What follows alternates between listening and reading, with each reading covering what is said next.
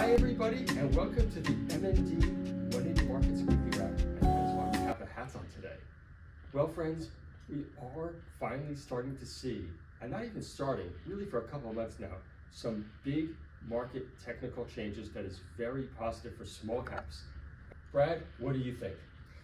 Yes, there's certainly been quite a few different changes. First and foremost, we're seeing quite a lot of the small cap funds and even the larger funds getting back into the small end of town. Finally. We're seeing lots of placements being cornerstoned by institutions, or even not even going out to the other wholesale investors and going straight to a few different instos. And that's only in certain sectors. Do you want to touch on which sectors those are? Yeah, well, in the gold, copper space, and even biotech, gold specifically, even yesterday we saw Challenger Exploration, circa $35 million capital raise, large funds invested. So there is clearly demand out there, and this is definitely something you should be focusing on, investors. And now specifically to talk more about what actually went on this week in the markets, stay tuned.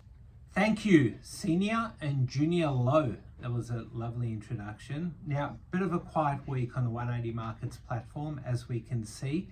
And as the lows said, a lot of these raises are being done by cornerstones before even hitting the market.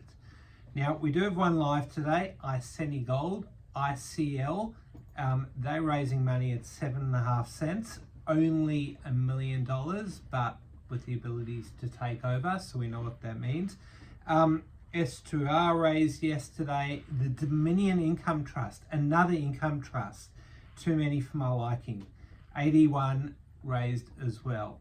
Now, the first speaker of the week, the junior low, is going to come in, and Brad, welcome.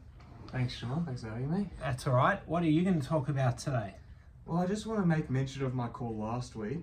If we take a look at the stock that I spoke about, WCE, the Flying Eagles.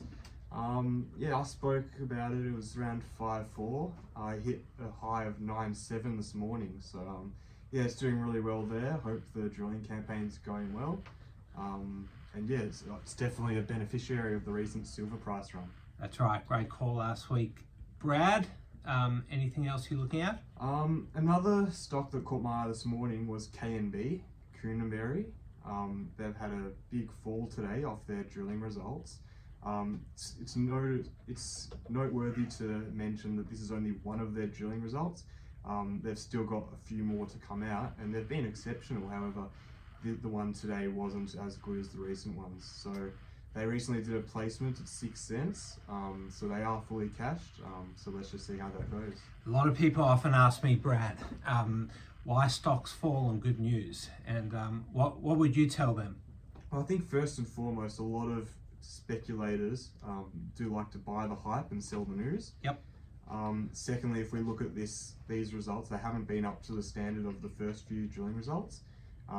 Even though these ones are very good, like another. Thanks, Brad. You're a bit like your dad. You can talk all day, but we've got the old man waiting, and it was actually the old man's idea to wear these beanies because he just didn't like the colour of his hair last week. So, old man, welcome. I prefer to be just referred to as the Collingwood supporter.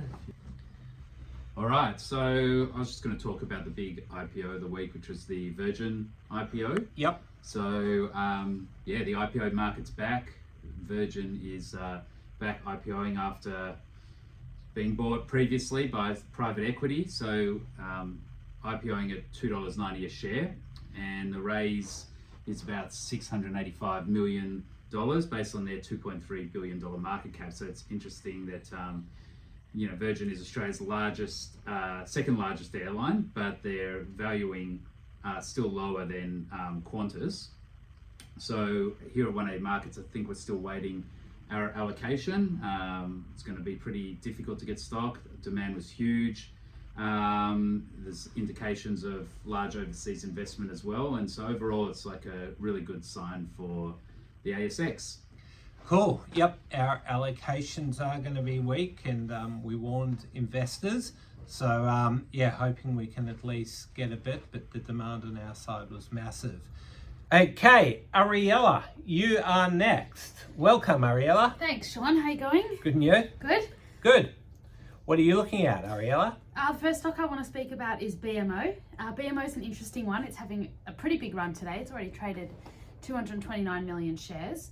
BMO, they are pretty much a shell. They did a small raise probably a month ago, raising 120 grand in a placement and 500 grand in a convertible note. No one really knows why the stock's running today. There isn't any news, but I guess people are buying into the hype of a shell, and that's something maybe put in there. That's right. So a lot of volume going into some of these runners.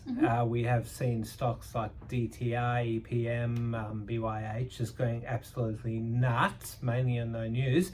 Now, Ariella, you did mention the word shell. For those of us who, for those people who don't watch the market as closely and not that into small caps, please tell us, what is a shell?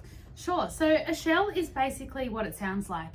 It's something on the outside and nothing really on the inside. So pretty much what the marketplace and investors are valuing the company as is just what's on the outside of it, and that the assets that they have inside don't have any value or close to zero. So for example, we calculate the enterprise value of a company by taking the market cap minus the cash and then including any debt that they have.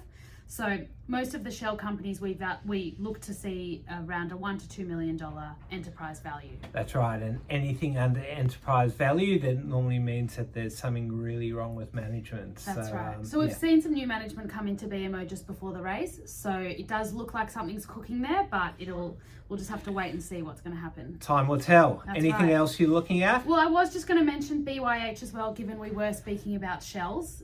So this is a little bit different. It's a similar type of company that there's not much value that the market's giving them for what they've got on the inside. However, a existing shareholder did recently do a 249D, which means that they're trying to remove some directors and reappoint some new directors there. So no new projects yet, but they're starting off with management, and the stock has reacted really well to the 249D, so it seems like some people out there may not have given much value to the current management. Amazing move there over the last 5 trading days, from 0.4 all the way up now to 1.4. So yeah, some big volume going through there. All right, thank you, Ariella. All right, who do we have next? Jared, come and tell us what you're seeing in the market this week. Sean, there's been a lot of runners. Like usual, we're in that end of financial year period. I'm watching silver. It's at the verge of a technical breakout here. The US dollar's weakening. There's still a massive supply deficit, massive volume into this sector as a whole. Yep, so last night silver actually did break out, went above that $35 US level and went quite a bit higher. So a lot of the silver So a stocks. 13-year high, Sean. That's right. So silver stocks are really moving today.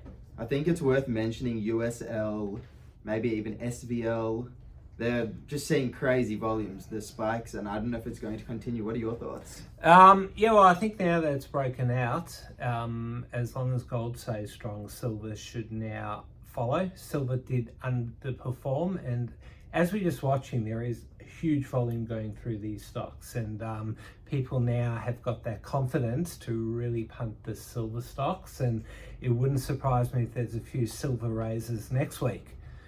Thank you, Jared. Mr. Lowe is next. Mr. Lowe, welcome. Thanks, Sean. Punch Up Qualitas, a company that we recently spoke with. QAL is the ticker. And look at that chart, Sean. What do you think? Qualitas has really performed well, especially since you've done your famous interview. We've got massive amount of views on that, and that's great to see. Yeah, the other one, QRI, which is their income trust, Correct. is very stable, but that provides a nice yield. Disclosure, I think we both hold in that one. That's and right. yeah, I mean, great performance there. Right. And anyone that's interested in the asset management space for the long term, these are definitely companies to look at. No advice given. All right, who do we have next? Ava, welcome. Hey Sean, how's it going? Good, good. What are you watching this week? I'm watching Dateline Resources DTR. They opened up massively on Monday after spiking up over 70% in the US. This was after some announcements and targets in their Coliseum Gold and Rare Earth project in California. Dateline has been crazy. one of the biggest runs we have seen in the smaller space for a long time. I think it's overvalued, but are there any other companies that are similar to Dateline? In line with this, a similar chart is LKY, Loxley Resources. They recently got permitting, so I think we'll see them run together. That's right, and they just did a placement at 4 cents, so investors that took that are almost tripling their money. All right, that's it. What's planned for the weekend, Ava? Not too much, maybe see some friends, and definitely will be wearing this on my cold morning walks. How about you, Sean? Yeah, very cold. I'll be wearing it as well. A lot of footy this weekend and ending on Sunday night with hopefully a big win. All right, have a great long weekend, everyone, and let's hope from Tuesday to Friday the market stays good. Have a great weekend.